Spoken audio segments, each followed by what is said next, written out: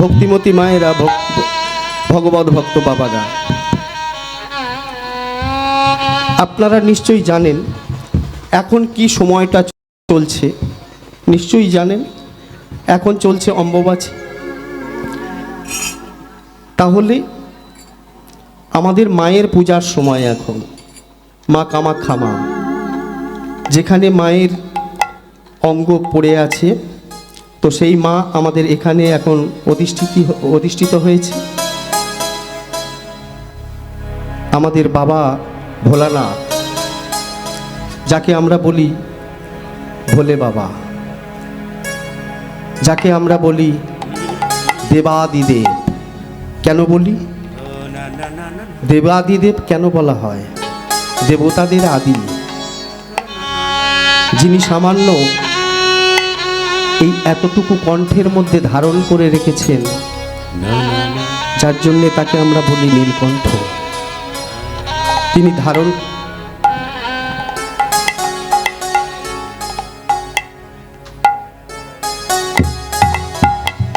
আচ্ছা, আপনাদের কাছে একটু অনুরোধ রইল, এখানে প্রসাদের ব্যবস্থা আছে, আপনারা সবাই কিন্তু প্রসাদ গ্রহণ করে যাবেন, সবাই প্রসাদ নিয়ে যাবেন, এখানে প্রসাদের ব্যবস্থা আছে।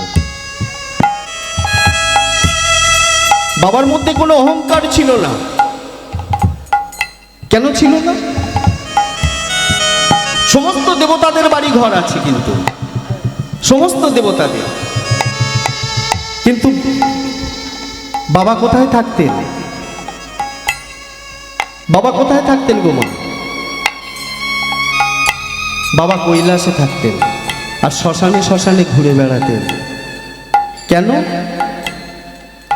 বাবার মধ্যে কোনো অহংকার ছিলেন না। তিনি হলেন কে? তিনি তত্ত্বের সম্রাট। বাবা ভোলানাথ হলেন তত্ত্বের সম্রাট।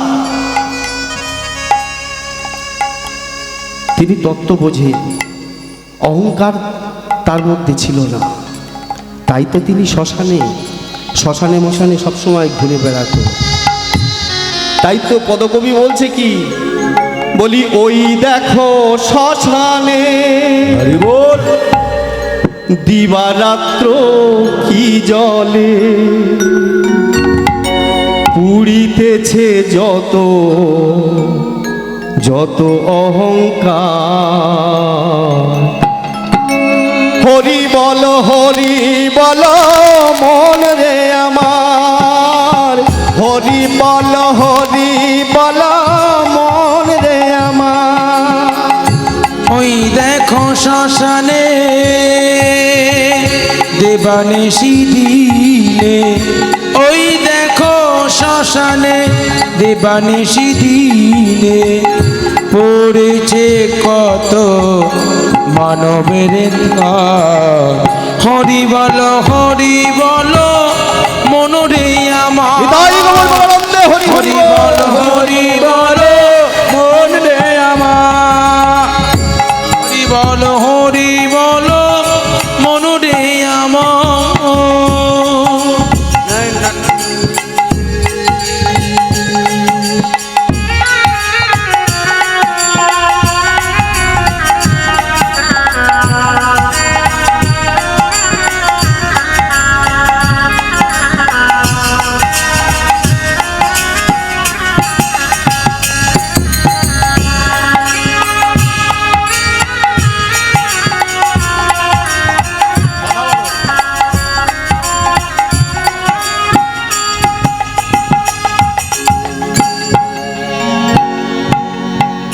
দেখো মা, বাবা মহাদেব কিন্তু দিন রাত ওই শ্মশানে যার জন্য পড়ে রাখে। যত অহংকার, এই আমাদের মধ্যে এত মানুষ আমরা আছি, আমরা এত মানুষ আছি, আমাদের মধ্যে যে অহংকার, মারা যাওয়ার পরে সবই অহংকার কিন্তু ওই চিতার আগুনে সব শেষ হয়ে যায়।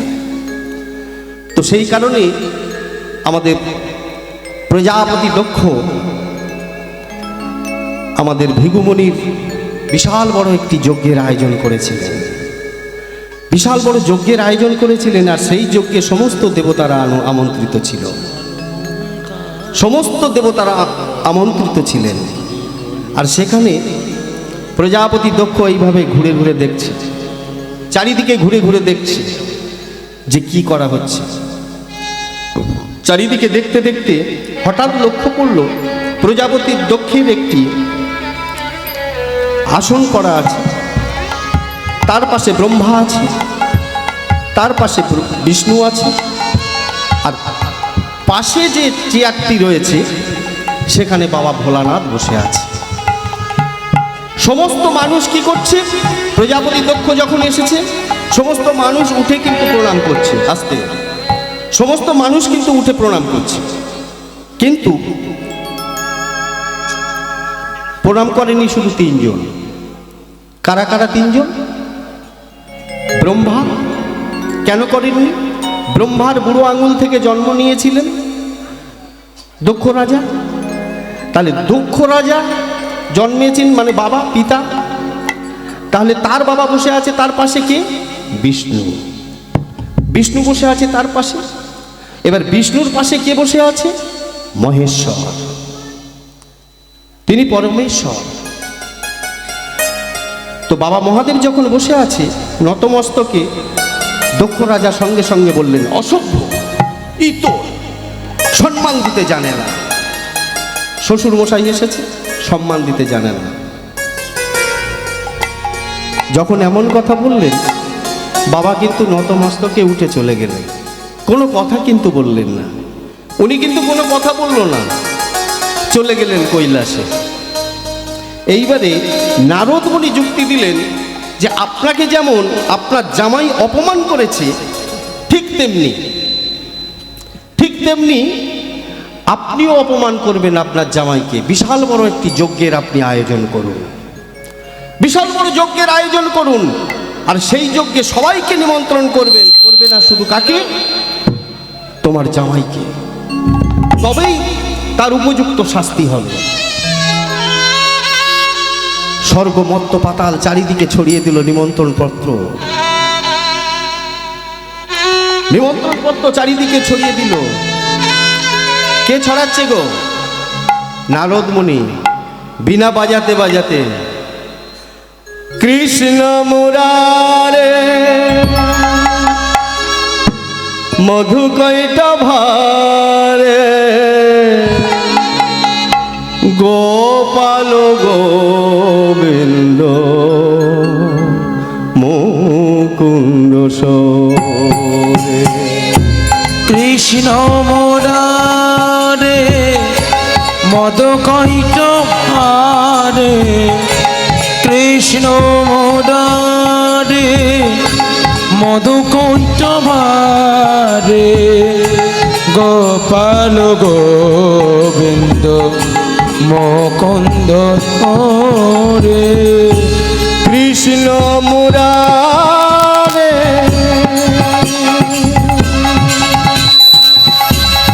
মধু কৈটভারে গোপাল গোবিন্দ মুকুন্দ সরে। কৃষ্ণ মুরারে মধু কৈটভারে, সবাই মিলে হাতে তালি দিয়ে গোবিন্দ মুকুন্দ হরে। যজ্ঞেশ্বর নারায়ণ কৃষ্ণ বিষ্ণু নিরাশ্রয়মান জগদীশ্বর। যোগেশ্বর নারায়ণ কৃষ্ণ বিষ্ণু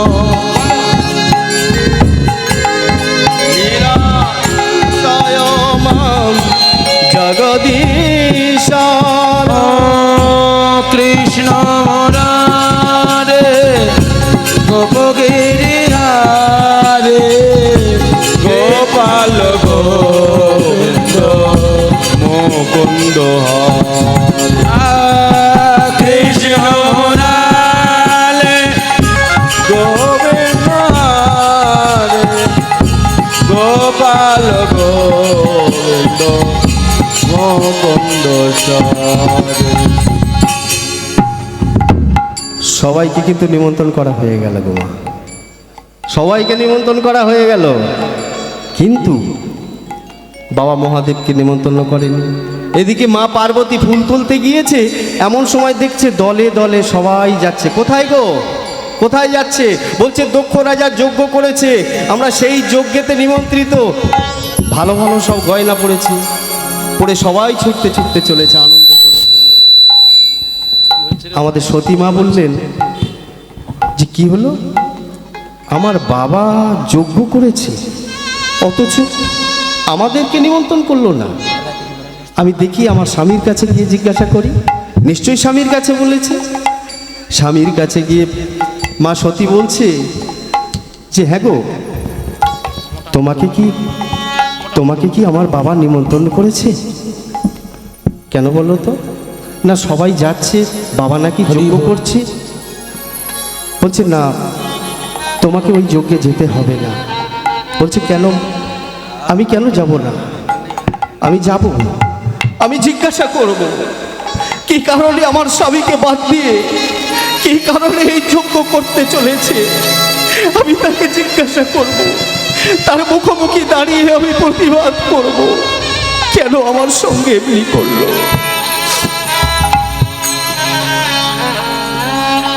সতী, তুমি যেও না, তুমি গেলে সেখানে অপমানিত হলে আমার যে বড় কষ্ট হবে। সতী,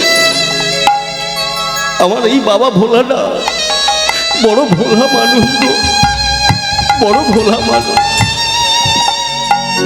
সতী তুমি যেও না, আমার কথা শোনো। সতী, স্বামী, আমি আজ পর্যন্ত তোমার কোনো কথা আমি অবজ্ঞা করিনি, কিন্তু আজ আমি তোমার কথা অমান্য করতে বাধ্য হলাম। তিনি আমার পিতা হতে পারে, কিন্তু তার যা খুশি সে করতে পারে না, এমন কথা বলে সতী ঊর্ধ্বশ্বাসে ছুটতে ছুটতে চললে প্রথমে মায়ের কাছে গিয়ে বললেন, মা গো, একে আমি দেখছি, মা একে শুনছি, স্বর্গ মর্ত পাতালের সবাইকে নিমন্ত্রণ করেছ, কিন্তু আমার স্বামীকে তুমি নিমন্ত্রণ করনি কেন? বলো মা, কি অপরাধ করেছিলাম আমি? আমার স্বামী কি অপরাধ করেছিল যে তাকে তোমরা নিমন্ত্রণ করনি? কোথায় আমার পিতা? আমি পিতার কাছে জবাব চাইব। যখনই যজ্ঞের সম্মুখে এসে দাঁড়িয়েছে, যজ্ঞ দাউ দাউ করে জ্বলছে, সতী এসে দাঁড়িয়েছে দক্ষ রাজার কাছে। দক্ষ রাজার কাছে এসে দাঁড়িয়ে বলছে, পিতা, তোমাকে উত্তর দিতে হবে আজকে। বলো পিতা, তোমাকে উত্তর দিতে হবে। কি অন্যায় করেছি? আমার স্বামী কি অপরাধ করেছিল যে তাকে বাদ দিয়ে সমস্ত দেবতাদেরকে নিমন্ত্রণ করা হয়েছিল? শুধু আমার স্বামীকেই বাদ দিলে? ও, আমি জানতাম তুমি আসবে। তার কারণ তোমার ওই ভিখারি স্বামীর ঘরে তুমি তো ভালো মন্দ খেতে পাও না, আর খাবেই বাকি। যে সারাদিন শ্মশানে শ্মশানে ঘুরে বেড়ায়, সে তোমাকে কি খেতে দেবে? তাই তুমি ভালো মন্দ খাবার আশাইতে তুমি এখানে এসেছো? হ্যাঁ, ছি ছি ছি, তোমার লজ্জা করে? যে বাবাকে অপমান করেছে, অপমান করে একটি ভিখারির ঘরেতে গিয়ে বিয়ে করেছে, কি ক্ষমতা আছে, কি ক্ষমতা আছে ওই শিবে? বলতে পারো যে সারাক্ষণ একটি বাকছাল পড়ে থাকে, ছাই ভস্য গায়ে মেখে থাকে, লোক সমাজে আমার পরিচয় দিতে ঘৃণা লাগে? পিতা, তুমি আমাকে যা বলো বলো, আমার স্বামীকে অপমান করো না। আমার স্বামীকে তুমি অপমান করতে পারো না। আরে তোকে তো অনেক কথা বলাই হয়নি। তোর স্বামী, যাকে তুই স্বামী বলছিস, তার তো থাকার কোনো জায়গাই নেই। না পিতা, তুমি এমন কথা বলতে পারো না। দূর হয়ে যায় এই মুহূর্তে, আমার এই বাড়ি থেকে এক্ষুনি দূর হয়ে যায়। পিতা, আমার স্বামীকে তুমি নিমন্ত্রণ করো, তাই আমি স্বামীর মুখের ওপরে না বলে আমি চলে এসেছি। আর তোমার এখানে এসে আমি যে লাঞ্ছিত হলাম, আমি কোন মুখ নিয়ে যাব?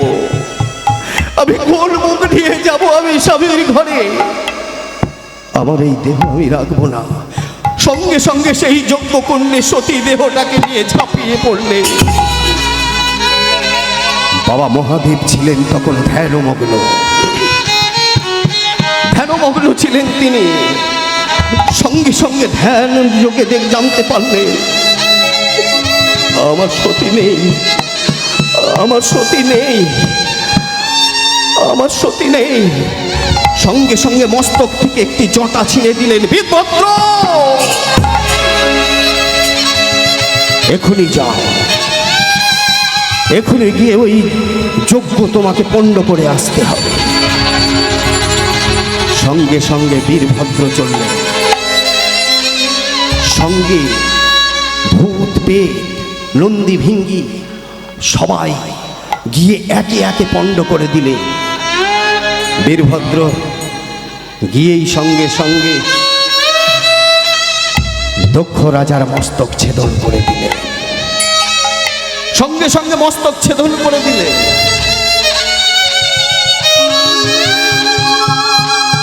হাহাকার পড়ে গেল, হাহাকার পড়ে গেল গো মা। যে শিব শান্ত, যিনি নীলকণ্ঠ, যিনি কণ্ঠের মধ্যে বিষ ধারণ করে রেখেছে, দেবতারা সবাই অমৃত পান করেছে, কিন্তু শিব, যিনি পরম বৈষ্ণব, তিনি কণ্ঠেতে ধারণ করেছেন নীল বিষ। সঙ্গে সঙ্গে শিব চললে তাণ্ডব নৃত্য করতে করতে।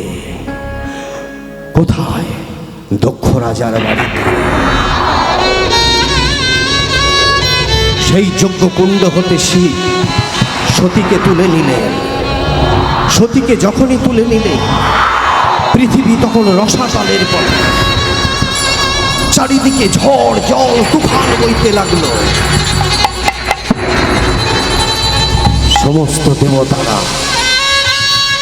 সমস্ত দেবতারা ভাবলেন এখনই বুঝি স্বর্গ মত্ত পাতাল রসাতলে চলে যাবে।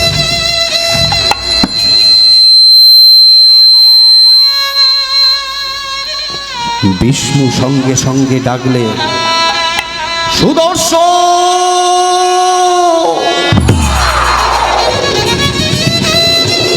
সুদর্শন চক্র চলে এলো। চক্র ঘুরিয়ে দিলে মা সতীর দেহটাকে খণ্ড খণ্ড করে চারিদিকে ছড়িয়ে দিলে। ভগবান বিষ্ণু জানতে, যদি সতীর দেহটা ভোলানাথের কাঁধে থাকে তবে ভোলানাথ শান্ত হবে না। তাই তিনি খণ্ড খণ্ড করে এক একটা দিকে ছড়িয়ে ছিটিয়ে দিলেন। তার মধ্যে কামাখ্যা মা একজন। এই হলেন সতী মায়ের সতীপীঠ।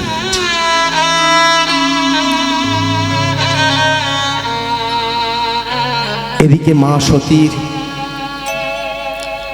মা এসে বললেন জামাইয়ের কাছে,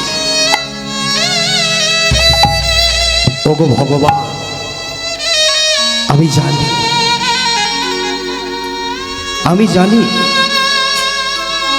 আমার স্বামী অন্যায় করেছে, কিন্তু এর অপরাধের কোনো ক্ষমা নেই। কিন্তু আমি তো তোমার শাশুড়ি, মানে মায়ের সমান। আমি তোমার পায়ে ধরতে পারছি না, তোমার কাছে হাত দুটি জড়ো করে বলছি, ওগো আমার স্বামীকে তুমি ফিরিয়ে দাও। ভগবান শিব হলেন আশুতোষ, অল্পেতেই সন্তুষ্ট। তিনি সঙ্গে সঙ্গে বললেন দেবতাদের কাছে। দেবতারা বললেন, না, যে শিবকে অপমান করে, যে মুখে শিবকে অপমান করেছে, আমরা সেই মুন্ডু আমরা ফিরিয়ে দেব না। তখন পড়েছিল এক পাহাড়ের কোণে ছাগমুণ্ড, সেই ছাগমুণ্ড বসিয়ে দেয়া হলো দক্ষ রাজার মুখে। তো এবারে আমরা চলে আসি মা সেই চণ্ডীদাসের কথাইতে। চণ্ডীদাস একটি ছোট্ট ছেলে, 11 বছর বয়স, আর রামীর বয়স কত? 9 বছর। 9 বছর বয়স, অল্প বাল্য বয়সে বিধবা হয়েছে গো মা। এই যে মা, এই যে শুনুন, কেউ যাবেন না, সবাই কিন্তু প্রসাদ গ্রহণ করে তারপরে যাবেন, কিন্তু মায়ের প্রসাদ কেউ যাবেন না, আস্তে। রামী বাল্য বয়সে বিধবা হয়েছে। তা চণ্ডীদাস কি করতো? এ গাছে সে গাছে পেয়ারা পেড়ে যা হোক করে দিন কাটাতো, এটা খেত ওটা খেত, পড়াশোনায় মন বসতো না গো মা। তো একদিন দেখছি রামী ফুল তুলছে, রামী ফুল তুলছে গাছ থেকে। ফুল তুলতে তুলতে হঠাৎ ধপ করে পড়েছে সম্মুখে। চণ্ডীদাস ধপ করে পড়েছে সম্মুখে।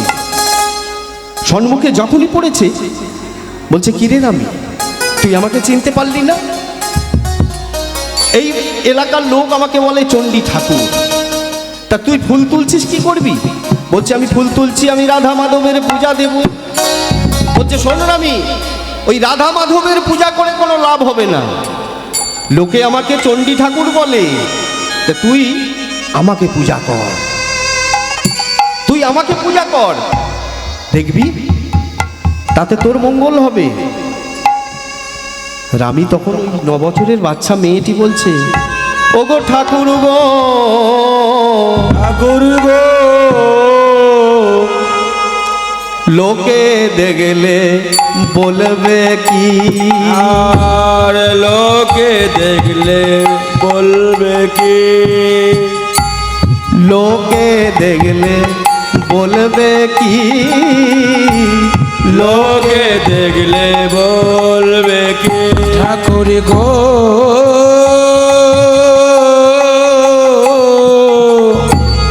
লোকে দেখলে বলবে কে, লোকে দেখলে বলবে কি, মনোবিনার তার আমার,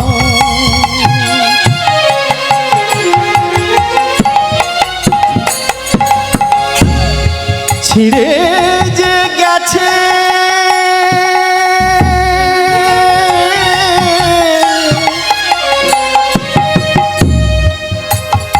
ওগো ঠাকুর গো,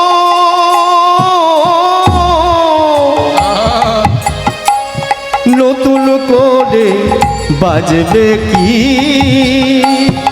নূতন করে বাজবে কি, নতুন করে বাজবে কি। ওগো ঠাকুর, তুমি কি জানো না আমি যে বাল্য বিধবা, এখনই যদি তোমার সঙ্গে কথা বলতে দেখে এখনই আমাকে অপমান বলবে, আমাকে কুলোটা বলবে, আমাকে দ্বিচারিণী বলবে। তাই তো ঠাকুর, তুমি যাও, তুমি চলে যাও ঠাকুর, তুমি এখান থেকে চলে যাও। ওরে রামী, আমি যে তোকে খুব ভালোবাসি রে, আমি যে তোকে খুব ভালোবাসি। চল না, আমরা দুজনে কোথাও চলে যাই। ওই ছোট্ট দুটি ছেলে মেয়ে দুজনে দাঁড়িয়ে কথা বলছে। চল না আমরা কোথাও চলে যাই। রামী বলছে, কোথায় যাবে? আমি কোথাও যাব জানিস? আমি প্রেমের ঘরেতে বসতি করিব, প্রীতি বাঁধিব ঘর। প্রেমের ঘরেতে বসতি বাঁধিব,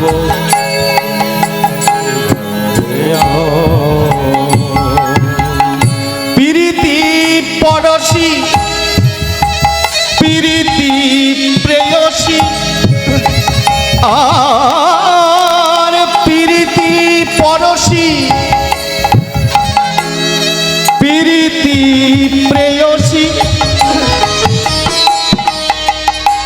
অন্য সকলেই পর।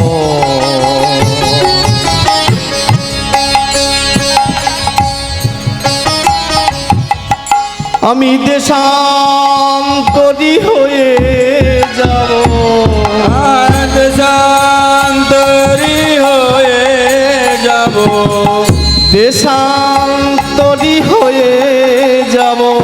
আমি দেশান্তরী হয়ে যাব। আমি জয়ের মালা গলায় পড়ে দেশান্তরী হয়ে যাব। আমি জয়মালা গলায় পরে দেশান্তরী হয়ে যাব। এমন কথা বলে রামীর সঙ্গে কথাবার্তা হচ্ছে। এমন সময় গোমা কথাবার্তা হচ্ছে রামীর সঙ্গে, এমন সময় পাড়ার কেউ একজন দেখতে পেয়ে গিয়েছে। পাড়ার কেউ একজন দেখতে পেয়ে গিয়েছে, আর যখনই দেখতে পেয়ে গিয়েছে রামীর হাতটা ধরে টানতে টানতে নিয়ে যাচ্ছে। রামীর তো বাবা নেই, মাও নেই, বাল্য বয়সে স্বামীটাও চলে গিয়েছে। এবার কি হবে? পাড়ার লোকেরা সবাই দাঁড় করিয়ে এক জায়গায় বলল, তুমি ব্রাহ্মণের ছেলের সঙ্গে কথা বলেছ, তুমি দুশ্চরিত্র, তুমি কুলোটা, তোমাকে এখানে আর রাখবো না, তোমাকে এখান থেকে চলে যেতে হবে। আমি কোথায় যাব? আমি কোথায় যাব? আমার তো কেউ নেই, কোনো কথা শুনতে চাই না। তুমি কোথায় যাবে কোথাও আমরা জানতে চাই না। ধোবা পাড়া থেকে তাড়িয়ে দিল গোমা। ধোবা পাড়া থেকে তাড়িয়ে যখনই দিয়েছে, কাঁদতে কাঁদতে চলে যাচ্ছে। কোথায় যাবে? এক দূর সম্পর্কের পিস্তুত ভাই ছিল, তার নাম ছিল হারান রজক, বৌদির নাম ছিল চাপা রানী। সেখানে গিয়ে উঠেছে। আর এদিকে চণ্ডীদাস দুদিন তিন দিন হয়ে গিয়েছে, খুঁজে পাচ্ছে না রামীকে। রামীকে যখন খুঁজে পাচ্ছে না, চারিদিকে খুঁজছে ধোবা পাড়াইতে গিয়ে। কোথায় গেল রামী? তোমরা বলতে পারো গো? এই যে তোমরা রামীকে দেখেছো? তোমরা রামীকে কেউ দেখেছো গো?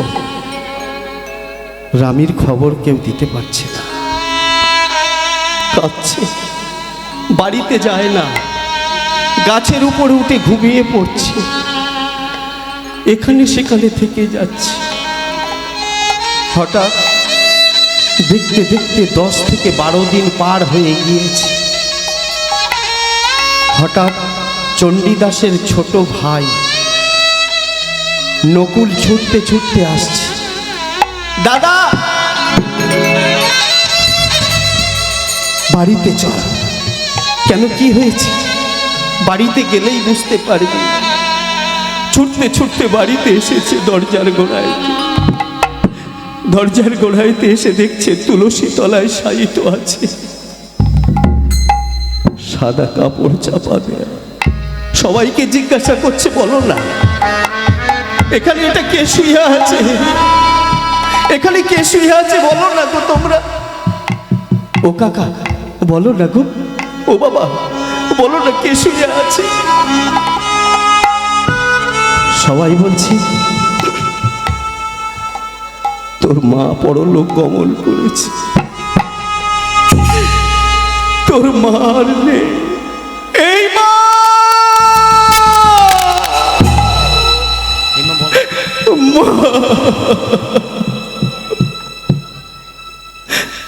তুই চলে গেলি, আমাকে কে আদর করবে, আমার আসতে দেরি হলে কে আমাকে চণ্ডী বলে ডাকবে। বললাম মা তুই এমনি করে কেন চলে গেলি। সবাই মিলে কাঁধে তুলে নিল মরা। আমার মৃত্যুর পরে তো কেউ বেশি দিন রাখবে না। কাঁধে তুলে নিয়ে শ্মশান ঘাটে গিয়ে দাও দাও করে টাঙিয়ে দিল। আর এদিকে চণ্ডীদাস মা কালীর ভক্ত মায়ের কাছে কাঁদছে আর বলছে, মায়ার বাঁধন কেটে দিলি মা,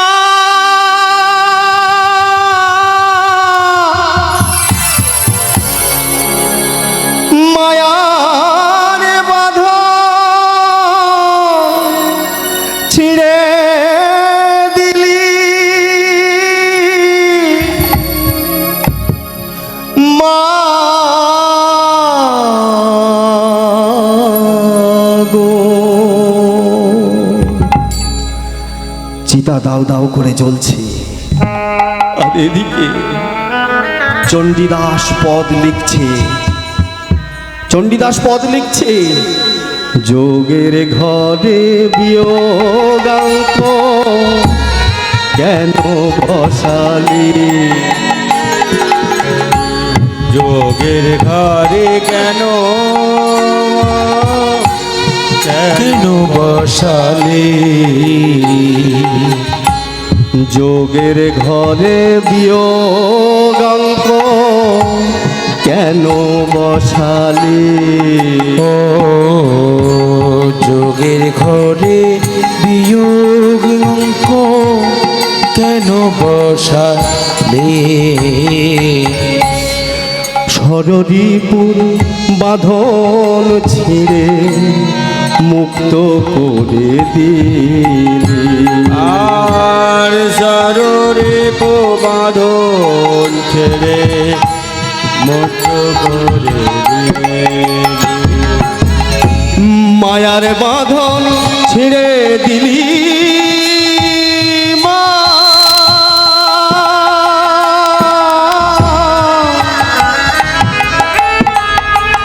মায়ার বাঁধন ছিঁড়ে দিলি।